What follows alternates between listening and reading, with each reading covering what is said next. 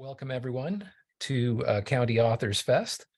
And thanks again also to everyone who attended County Reads on Thursday night. It was great to be back in person, to have that event live again, and to hear our various friends and neighbors argue benevolently with each other over what book everyone should be reading this year.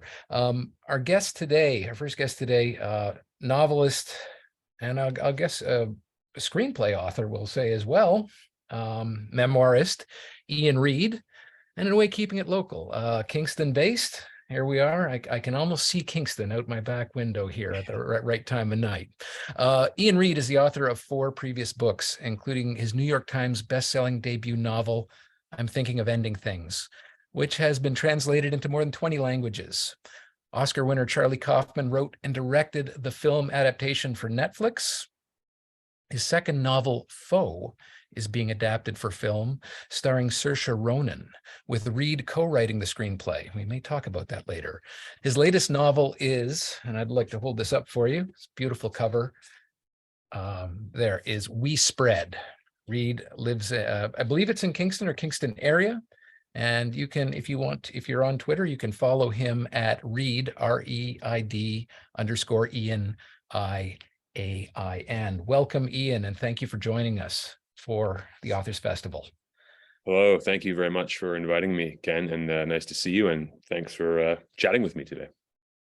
I think we last saw you here in person about 5-6 years ago when I'm Thinking of Ending Things came out.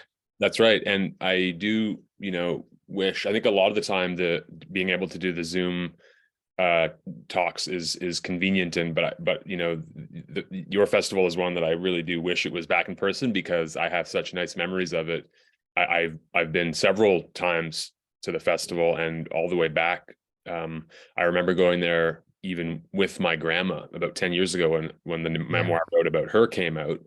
And even before that, with my first memoir as well. It was one of my first ever readings, at a festival, was that year when my first one came out. And I'd done something here in Kingston, and then having to go not that far to do it at your festival. And I felt nervous, but it also felt nice because it was close. It feels like there's a connection between the communities. And then from that very first one, I always had this pleasant association with it. It seemed like it was so well attended. The people were so enthusiastic and pleasant, all the volunteers.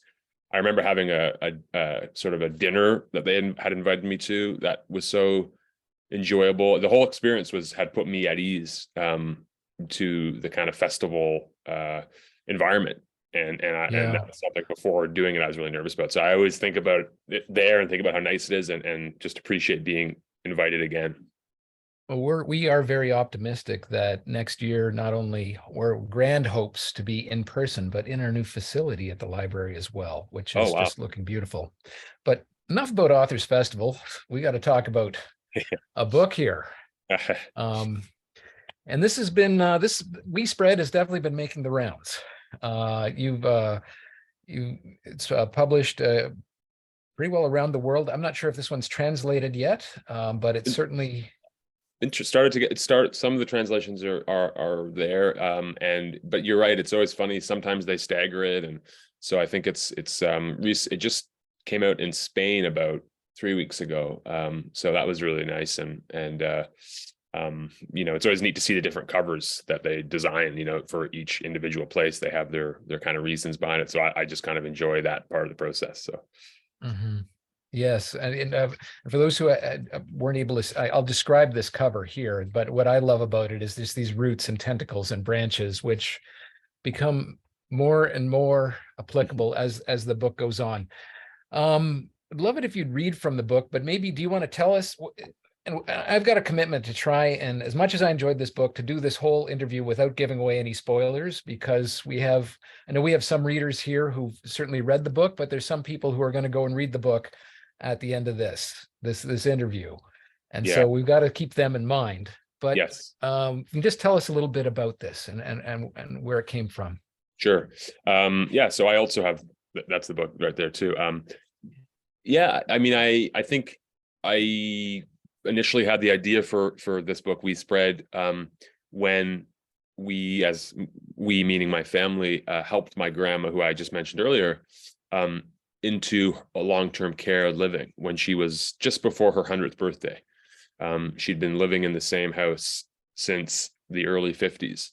And it was, she loved it there, and she knew all the people in the neighborhood. And one night she did have a fall. And, we'd been noticing, obviously, that it was getting a little more difficult. It was still a 2-story house. Her bedroom was on the 2nd floor. She was navigating that.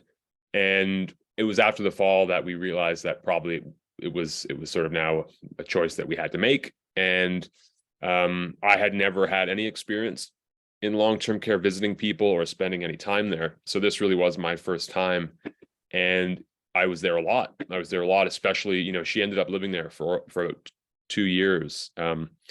And so I was there over those 2 years a lot to see her. And I was really interested, in that environment and what it would be like to be at that stage of life. And I was thinking about that kind of in relationship to how we, as the culture, perceive that stage of life compared to my experience with my grandma.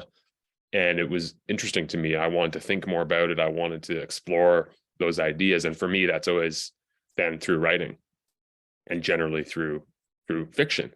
And so it was not long after initially moving my grandma in, all these thoughts were in my mind, and this image of the character Penny came into my mind. And I can probably even tell you a little bit more about that. And it just sort of started. I can tell you a bit more about that later, but it sort of started, and I'm the type of writer who I don't plan it too much. I don't write an outline or anything. So I had this image of Penny, and I just started writing, and I didn't know where it was going to go or what was going to happen necessarily. But I always find sometimes with projects that will happen, and then after a few weeks it'll peter out and I'll leave it. And I think, okay, there wasn't anything there, even if I thought there was. And then in the case of the books I've written, and We Spread included, it keeps going. And I find all of a sudden 2 months has gone by, and then 4 months, and there's a little bit more, Yeah. and I'm getting more and more into it as opposed to less. And it's like that, metaphor of the thread you're pulling and it doesn't come out. You keep pulling it, and you want to find more out about what you're thinking about. And so that's, for me, it's a strange process, and I don't think it's necessarily efficient or anything, but I find it kind of fun to do it that way. Well, I'm right with you on that. Along with the thread, I often think of the percolator. Yeah, Something drops down to the bottom of the desk, and then it won't stay down there and keeps coming back and coming in sideways. Exactly. Yeah. And I am intrigued by that idea. So, you have this essentially a life experience with your grandmother. Yes. And it creates a kind of excitement of the mind, and then that doesn't go away. Exactly. And then that has to be worked out. Exactly. And I think on the page. Yeah. And I think that there's no plan to it, but I think that's sort of the way it has always been with me in writing. I think all my books tend to start that way. They start with something in my own life, or something that I become really almost obsessive about thinking about, and I want to know more about what that thing was, either a feeling I had or an experience or a thought, these things that I want to, and if it really grabs my attention in that way, it feels worthy of exploring. And that for me is always, I get pushed towards, like you, I'm sure too, the desk. That's where I feel comfortable, and I want to explore these questions. And generally, I would say not even for resolution. I think anyone who has read this book, or probably any of my novels, would say that there is really no usually kind of clear resolution, and some people are frustrated by that, which I can totally accept and understand. But for me, it's not really about trying to give an answer, but really about trying to just get into some of these questions and think about them. And sometimes that just leads to more questions, and I'm okay with that. Yeah. Well, I'm sure we're going to have questions today, but maybe good time right now. Maybe, do you have a section you'd like to read for us, for our audience? Yeah. So that they can get a feel for what's going on here. Sure.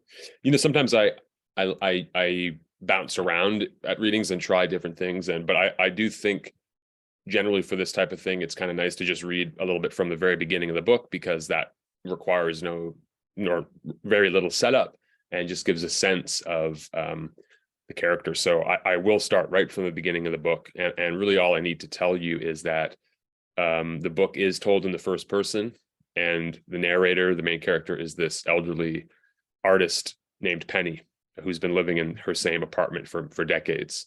And she lived there with her partner of many years, who has passed away before her. So she's now been living here for a while, number of years alone. I think that's really all you need to know before I start. He was an artist, a prolific painter of merit and distinction. He impressed with his boldness and ingenuity. He liked to shock and bewilder. He refined this aesthetic of orderly, exaggerated confusion over many years. He gained admirers, patrons, imitators. Parrots is what he called the younger artists he felt were trying to replicate his flair. One reviewer wrote about feeling, quote, emotionally mauled by his work. All the time I knew him, he never wavered from his claim that his only obsession was producing more work and never burning out or fading away. He received fan mail at our apartment. Cards and letters would arrive from all over the country, even from Europe. Sometimes they would simply be addressed to the artist, which made him roll his eyes in mock humility. He was discussed and interpreted by students. He would give guest lectures where those in attendance would ask him to clarify and expand on his work and to share any advice he could with aspiring artists. He was not famous the way a musician or actor is, but in a particular niche of surrealist devotees, he was revered and celebrated. But none of them knew him the way I did. I knew him in the most intimate ways one person can know another. I knew him in a way no one else did, not his fans or friends or family. I knew him, I believe, as he knew himself. Over our many years together, I bore witness to the invisible anatomy that formed his identity. They thought he was immune to trends, to fitting in. He was not. He required a commonwealth of reaction and sought acceptance. He was loud in everything he did. Some realizations about those closest to us arrive in a flash. Other insights take decades to form. My partner's work conveyed something spiritual, but he was so human after all, mortal. A man who, like so many others, grew less interested, less curious, less attentive over time. It was both endearing and disappointing. He was, I came to see more than anything, a conformist.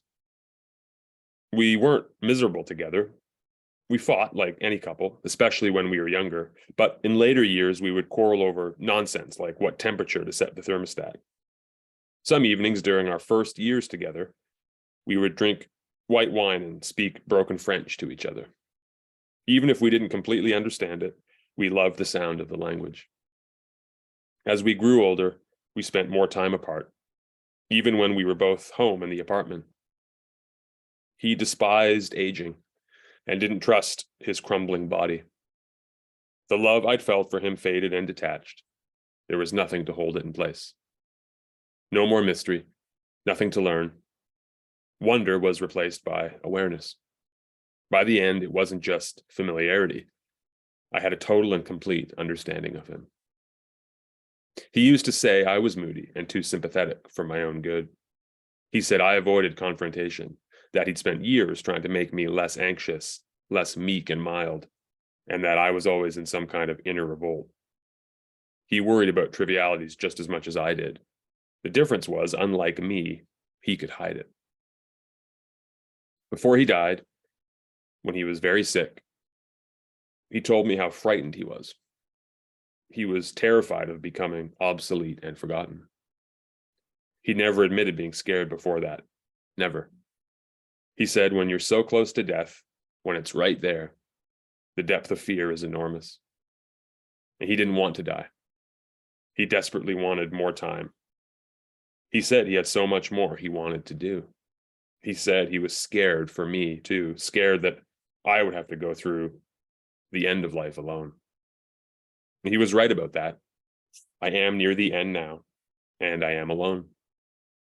Very old and very much alone.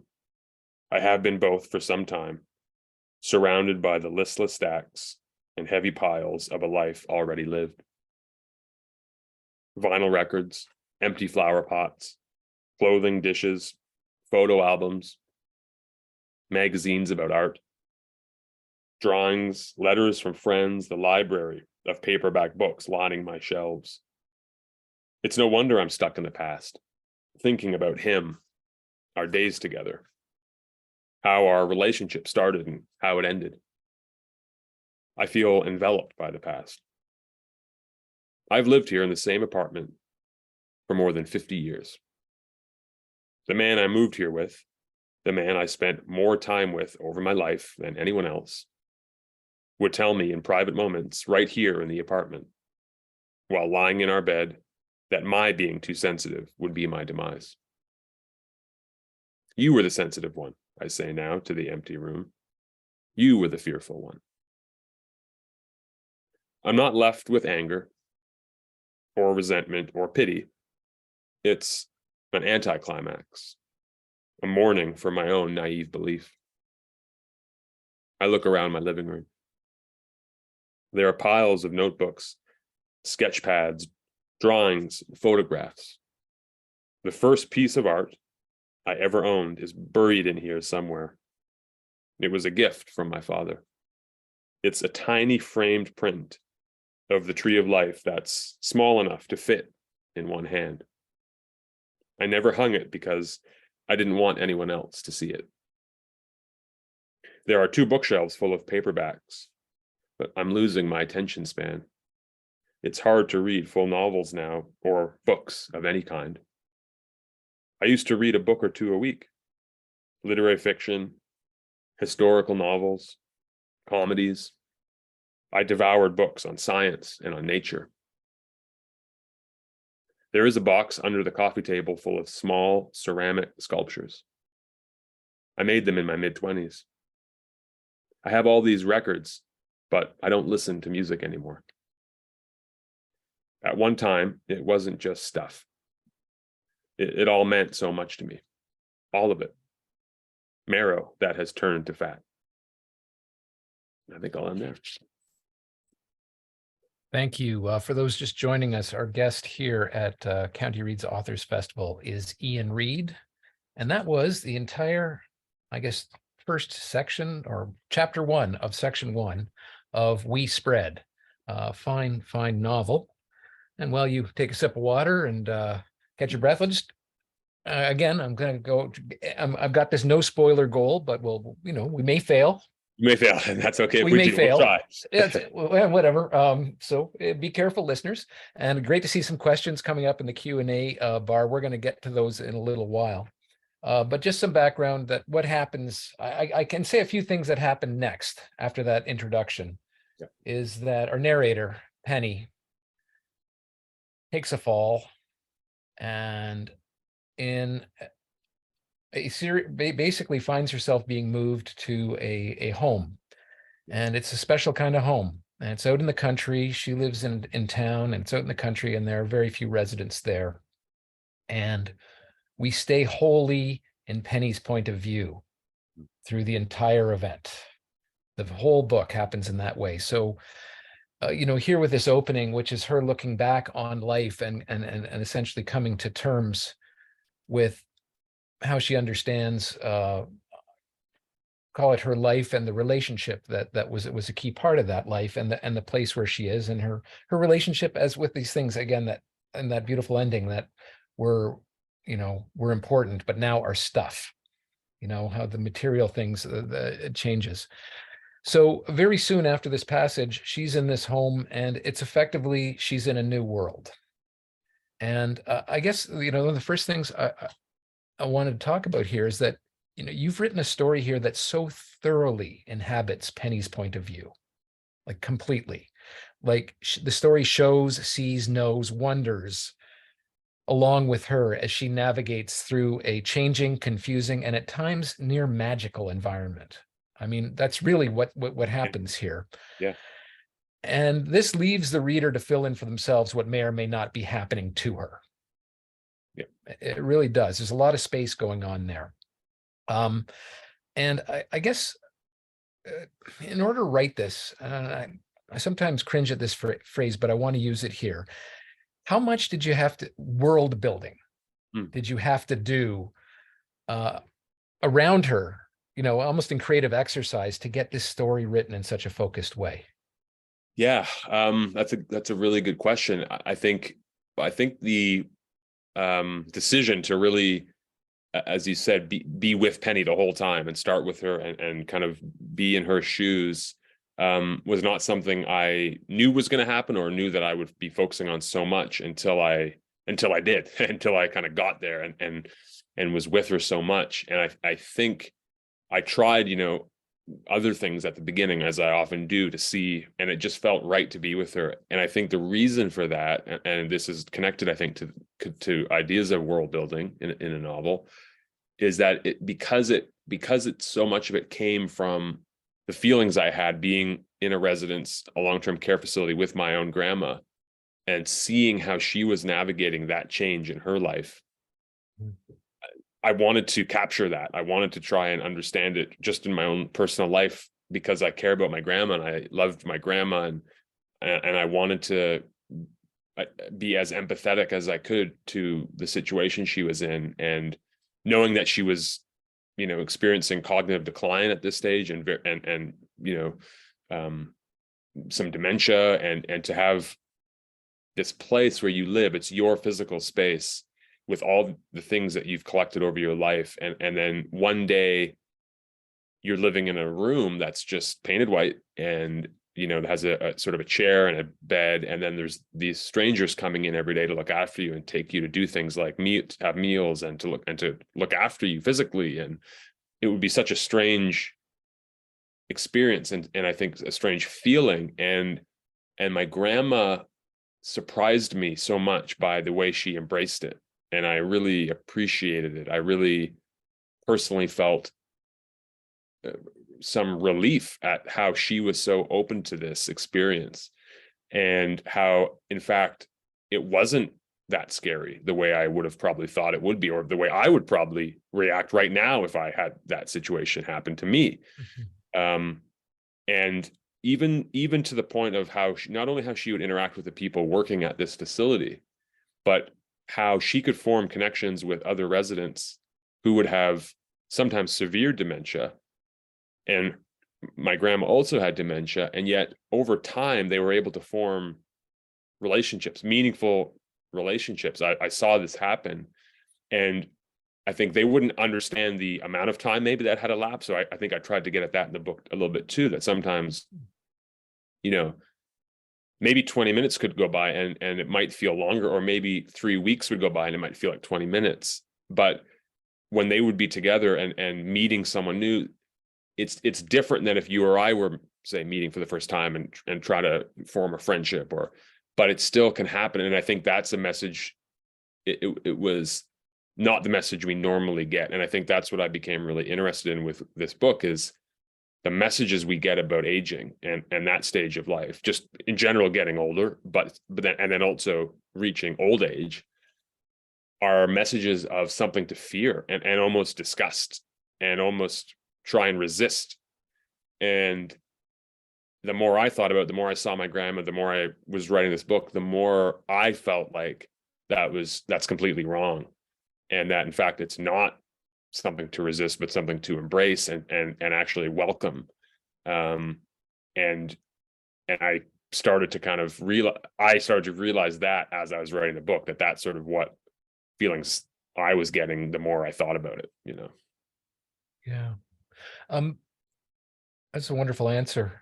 It was there's something I was looking at too in terms of her work as an artist. Yeah. And there's several aspects of her art that kind of come into play here. She's someone who spends her life with the partner called the artist, who has fame, and he's a surrealist. And she has her interest in surrealism. And the experience she has in the care home where she goes to live is in many ways surreal. Yeah.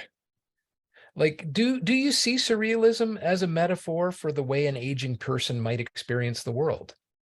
Yes, that's a thank you. That's a good question. Yeah, I mean, I think so a little bit, and I think what I really became kind of hopeful about with the book is I mean, you're right. So Penny herself is a surrealist, and so was her partner. They were both in this world of surrealism. It was something that had attracted them when they were younger, which I think is again quite common amongst people, artists or anyone, that you find things that you're so passionate about when you're younger.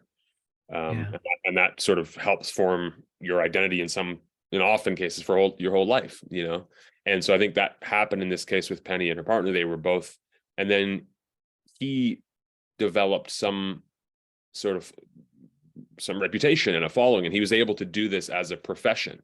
And I think anything kind of creative or artistic is something that maybe, unlike other things, when it becomes uh, uh, an economic practice, or it becomes something, it can change your relationship to the work that you're doing, and Mhm. that can sometimes be fine, that can sometimes be hurtful. And I think Penny herself was always maybe perceived within the relationship as maybe someone who was a little bit less serious of an artist, because he was the one making money doing this, she wasn't.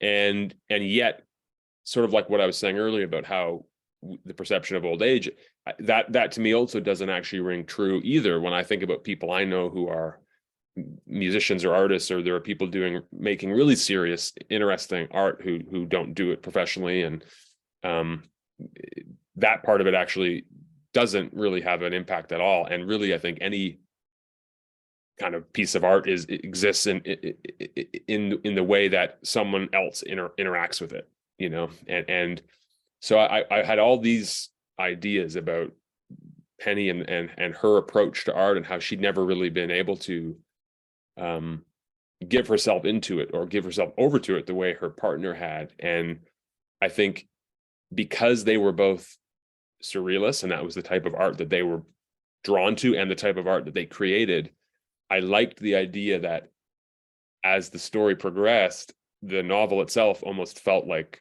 one of Penny's paintings. That's what you had mentioned, even the word magical. I agree, I kind of agree with that. I like that. I think it's very almost more steeped in realism at the beginning of the novel, like the section I read. But I think once she takes that drive and gets to Six Cedars, the long-term care facility, there's a change in the tone, and I think it becomes more and more, until I think the end, the last part is almost pure surrealism, and I think partially that is what you're saying. Yes, I think in some ways that does reflect the my perception of perhaps what that would be like, being someone who is at that stage of life. But also I think it really kind of reflects personally Penny, and the type of art that made sense to her, that she was drawn to, that interested her. And it just, to me, it fit the story to kind of fully give ourselves, as like the author and the reader, over to that by the end. Yeah. There is much sort of kind of embedded in this novel about the philosophy and relationship to art, her relationship to art. The passage you read touched on this quite beautifully, in that little piece that was a gift from her father that she shows to no one. It's a sense like it's never been put up on the wall. It's for hers, and it's almost like the sense that there's this intimacy. This is a direct link to her father with that. And she's an artist who never showed her work all her life. And then she moves to Six Cedars. So she's away from that place that was their place, this couple's place, and his art and her art. And without giving too much away, her relationship with her art changes when she gets to Six Cedars. Yeah. And in some ways, along with the story about aging and about art, there's a sense that almost like there is a renewed individuality in her by being in this place that is hers. Yeah. Yes, it's shared with other people, but she's not there in kind of in a bonded relationship with them, and is not wearing I guess any of the clothing of that relationship there. and it's an interesting take on finding that a new take on her own individual voice and expression that late in life. Exactly. I think I think that's, I mean, yes, I was thinking about that a lot because the two lined up for me very nicely, which was that her particular relationship, which to me, because they were both artists and similar style of artists, she never really had the ability to assert herself or had the space because he was the serious one.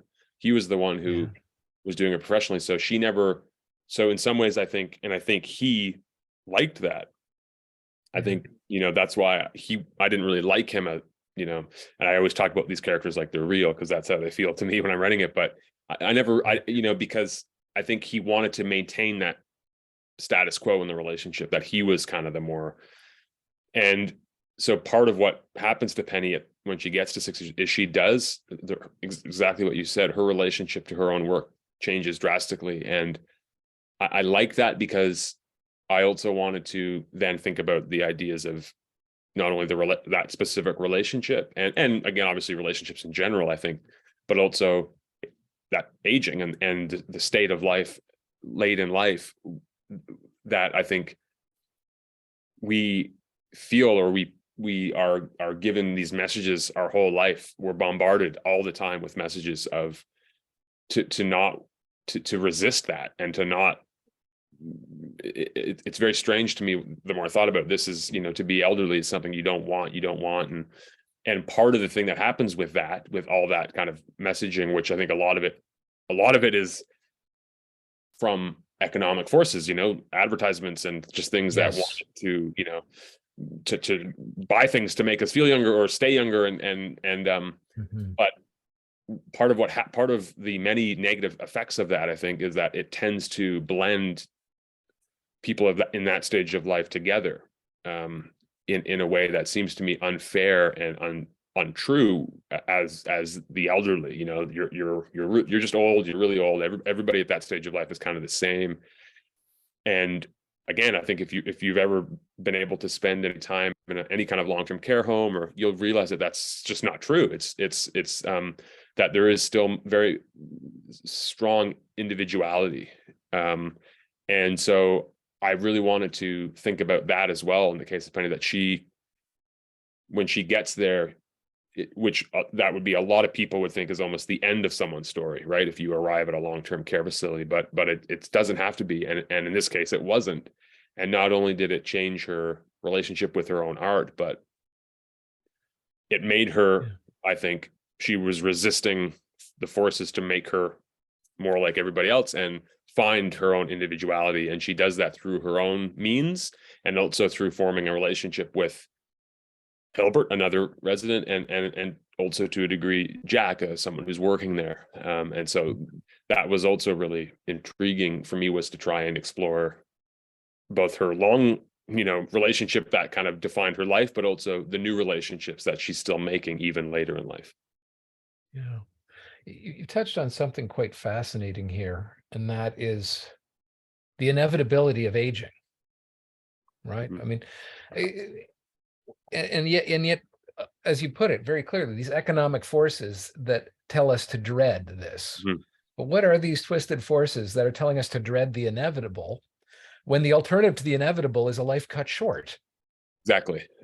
Or the other thing aspect of that too is, or prolonged unnecessarily, which would also be awful. And so the way we actually have it, those messages we're getting, I think they're all very unnatural. Those are not natural things. They're again often economic forces that are telling us these things. But what's natural is aging, is getting older, is understanding and realizing that life is temporary, and actually that's good.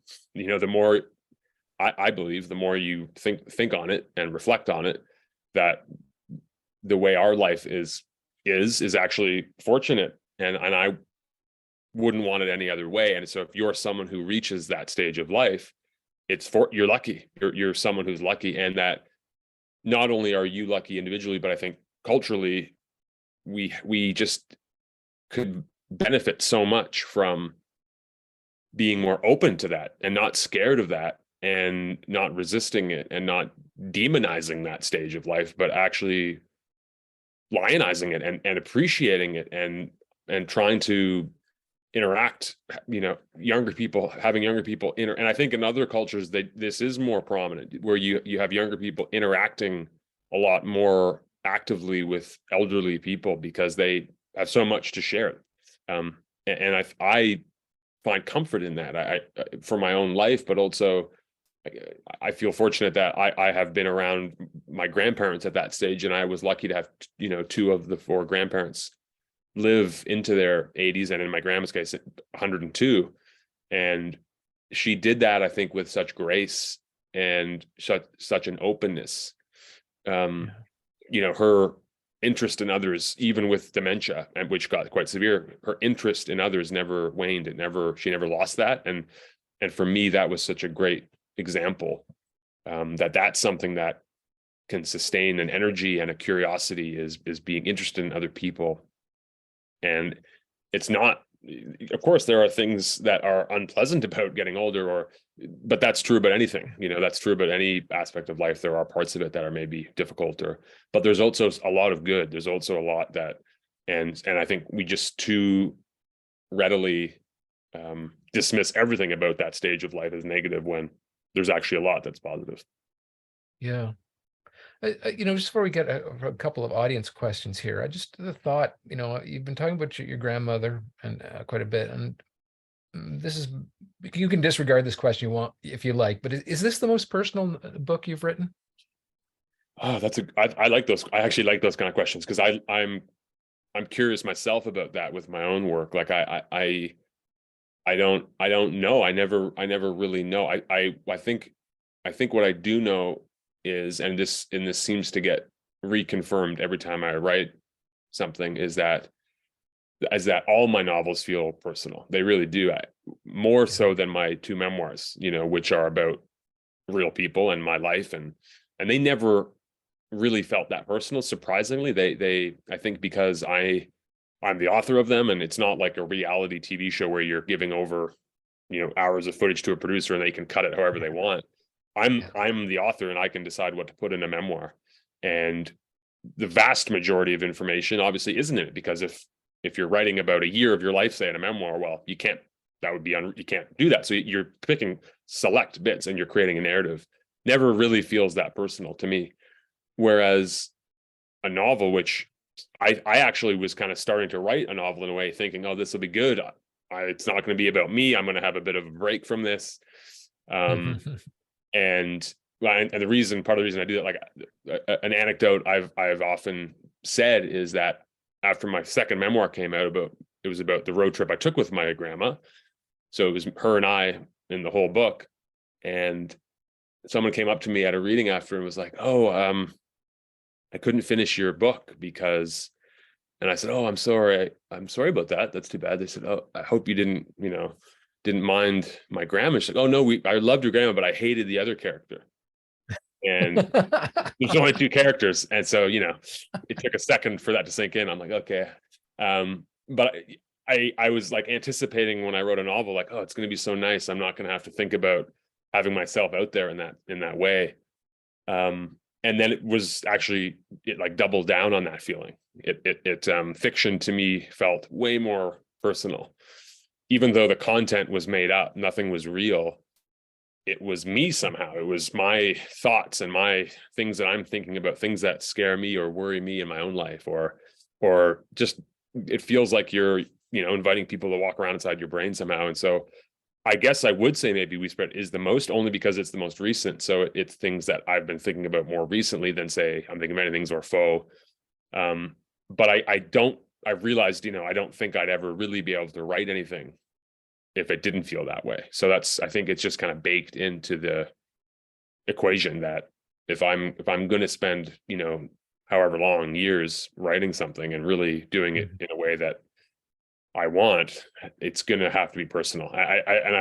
Some people are better at being able to just write a story, and I envy those people, I guess. But for me, it always feels like it's going to be somehow, and I can't fully access more than that and say, oh, well, this character is it, but it does feel personal. I don't know if you feel that, but yeah, I'm with you on that. Restrained okay. and coy just doesn't, Yeah, you know, it's like, exactly. no, yeah, if I feel someone holding back, I'm like, oh, come on, man. Yeah. Yeah. You got to go at those things that really are the things that put you at the desk and are, that's why you can keep going back to it, I think, because it feels real. Yeah, it's almost like just assuming someone is committed, picked up this story to read it, and they're committing to reading it. I'm gonna, honor that commitment Yeah. and bring Yeah, everything I can. And if exactly. not, well, yeah. And even what you were saying Let's, about the intimacy with her, yeah, her little sculpt that her painting that her dad gave her, and like she doesn't, sometimes reading feels like that too, right? You read something that you really like, and it feels like it's a little thing between you and the author that is your own, even yeah. though other people Two may read million the book. copies in print. It's Yeah. just, yeah, I know. It just feels that way, doesn't it? But yeah, Exactly. it's me and them, and I'm the only person going on this ride. Yeah, Exactly. And in yeah, a way you are, because, as a reader, you get to interpret it your own specific way. And I love that. But it's yeah. a neat feeling. That's my retort when anyone says reading is dying. I said, no way, because this is the only medium where Exactly. it's a one-on-one relationship. Yeah. And you're and the receiver of the story is creating the images for themselves. Yeah. And there are so few uh, ingredients, just the words, yeah, but I'm sure we yeah. could talk about this for a long time. So Let's go. Adam's got a couple questions on the board. One of them we kind of got into earlier, but we can touch on it again. So I'll just read you the two questions and then we can get into them. One is, where do you get your ideas from? Now, we've kind of been covering that in many ways, certainly for We Spread here, but yeah. maybe talk about that in more Sure. general terms. And the other one is, what did you think of the Netflix adaptation of I'm Thinking of Ending Things? Maybe we'll start with that one. Sure. Well, I loved it. I mean, I think the whole experience for me was great. I feel really lucky that my first of all, I can preface it by saying I had no expectations about that book being adapted to film. That was never in my mind. I obviously had no connection to the film world, and I was really kind of nervous about even trying to get a publisher. That was my first novel, and I never had a book. My first two books, they had not been published in the States at all or anything. So I was just thought, if I could get a Canadian publisher first, and then maybe if I get an American publisher, that was sort of the extent of my ambition, because it's a weird kind of philosophical short little novel that a lot of it takes place in a car, and it just doesn't feel cinematic in that way. But my agent, had Samantha Hayward had said, well, I'm gonna, send it off to a film agent and she can send it around, and you never know. And I said, oh yeah, of course. And then she was like she got a couple calls about it from producers who then she would ask if I could talk to, and I never, to be honest, like I never really enjoyed them that much. It seemed in a way like I don't even know if they'd read the book, and it was almost like they might just acquire this as a potential asset for something down the road, but it wasn't like they were that interested in the ideas or the story or anything. And then it was Charlie, the guy who ended up doing it. He ended up getting Charlie Kaufman. Yeah, Charlie Kaufman. Yeah, and I had known his work. I'd been a fan of his work, and he got in touch, and so the agent said, could you talk to him? And it was just he and I on the call, and I remember talking to him for about an hour, and we talked about my book for a little bit, but then we just talked about a whole bunch of other things, and I just liked him so much from that first call. I thought, wow, he seems like such a modest, humble, smart guy, and wow, I don't want anybody else now to adapt this, even if there was interest from somewhere else. Like, he would be the only one. It's almost like you go to a dance or something when you're young and you dance with someone who you have a crush on first, and you don't want to dance with anybody else. And so I kept kind of like holding out hope that something might happen, and it looked like for a while probably nothing would, and there was this long process. But he kind of, when he approached Netflix, because he had obviously some degree of fame, and they were really excited to work with him, and so it all worked out in the end. And he was lucky. I was lucky. He was nice enough to include me in the process as a producer with him.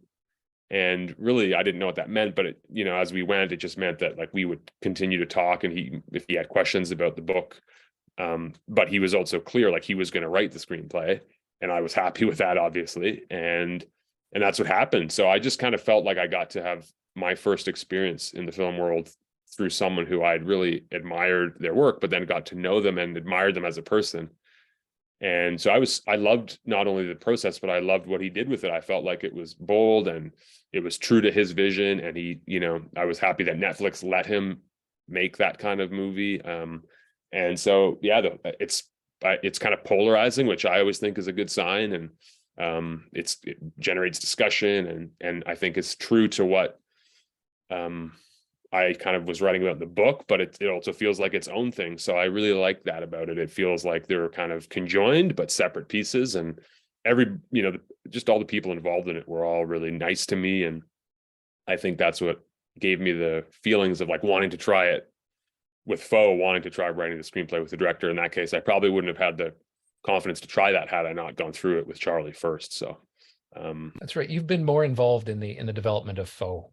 Yes, much more. I think just in that, like with anything, I felt more almost like an observer, and I sort of like, I'm here if you want to ask me anything, but otherwise I'm just kind of along for the ride and learning a lot, basically. And then with Foe, it just so happened that they had ideas in mind about who they might hire as a writer, and that person fell through. And so the director and I kind of decided we should try doing that. And at that point, I felt excited to try that, having gone through the first process of Unthink of Anythings. And so, yeah, it's been a great process. And he and I wrote the script, and again, I was a producer on Foe, so I tried to be a little more active in that case this time, knowing a little bit more about the process. And so it's that project's been about 5 years now in the making, and will be coming out in the fall. So it's getting pretty much Fantastic.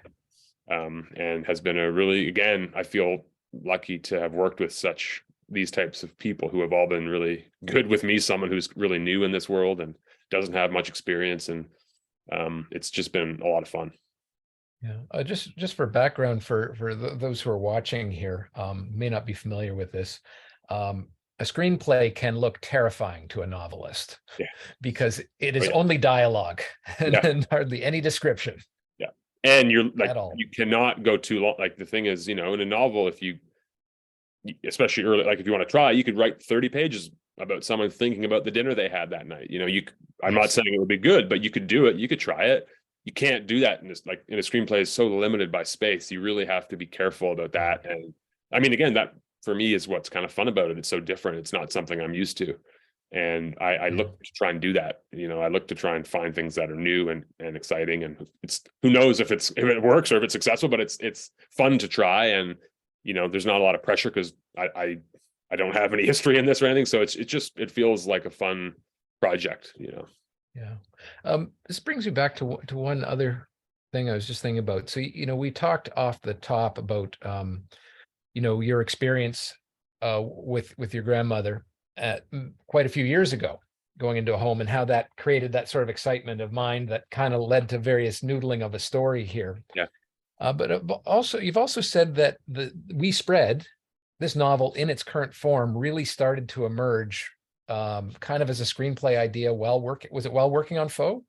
Actually, yeah. I mean, not only that, but I started writing We Spread as a screenplay first. It was right around the time that I was adapting Foe. I had just adapted Foe, I think, and so I'd gone through that process of trying to like return to the same story but in a different format, and it was fun, and so I'd co-written that with the Foe director, and so then I was going through this with my grandma, and to me it felt so visual because of where she was. It just felt like to me it initially had felt more like a movie to me, and so I thought, okay, I'm going to try this as like my first kind of standalone screenplay, and I did it, and the producers who were producing Foe, I mean, she was the one who had encouraged me to do it, and she liked it. So it wasn't until I had kind of started working with her that I decided I'm gonna do the opposite of what I did with Foe. I'm gonna actually go back and now adapt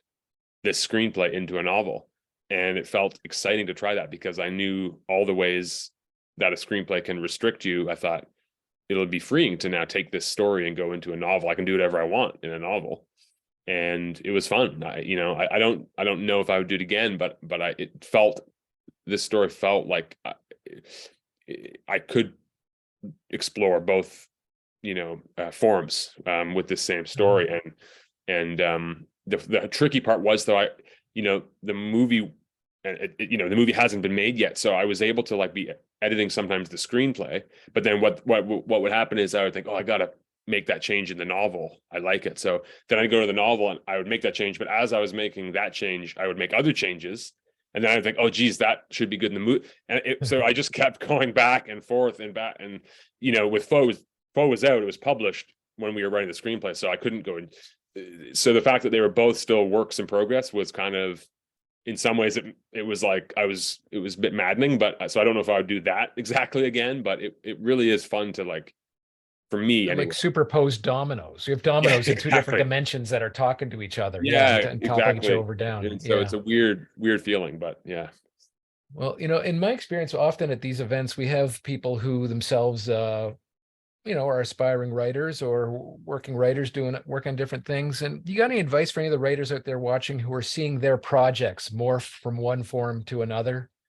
Yeah, I mean, I think again in this case about someone like Charlie, who I use as an example, and I think what he often talks about is people really finding their own voice and not trying to fit into what they're told to do, or if you go to a screenwriting conference or even a novel class or something, okay, here's how there's this act, and then in this act you introduce.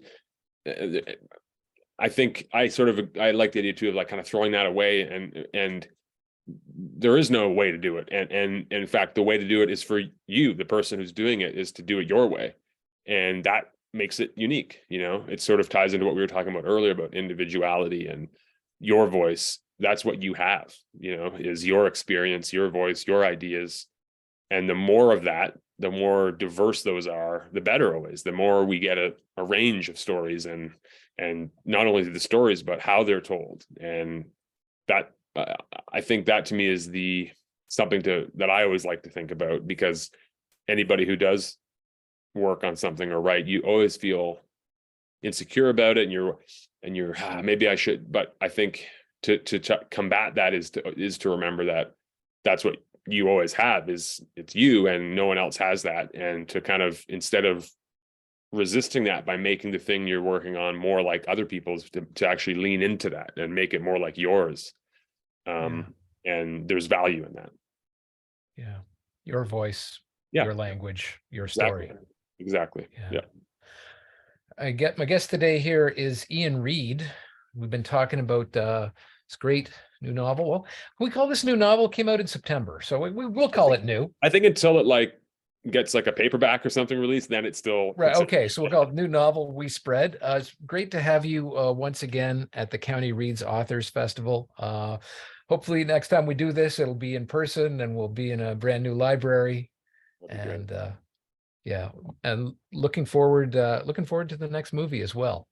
Thank you. Yeah. So Foe will be coming out sometime in the fall, and then hopefully We Spread, that's still kind of in development now. So who knows with this? It's a funny kind of industry, and you never know, things can kind of not happen or happen, and so we're still kind of developing it. But hopefully somewhere down the road, We Spread will end up being a film as well. But kind of still to be decided on that. So but Foe for sure will be coming up.